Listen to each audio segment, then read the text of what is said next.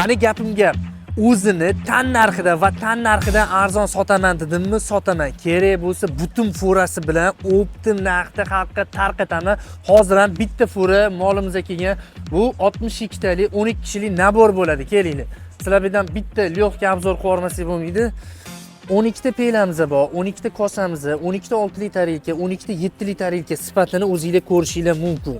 Zarlarga ahamiyat beringlar, vobshe yonib turadigani bo'ladi. Salat 6 ta, avval 4 ta, choyning 2 ta. Plus sizlarga mana bu 2 talarga tekinga kirib ketadi. Pashti tekinga 2 ta mana shunaqa lagani ham bo'ladi. Bularning har xil gullari bor, o'zingizlar yoqqan tanlay olasizlar.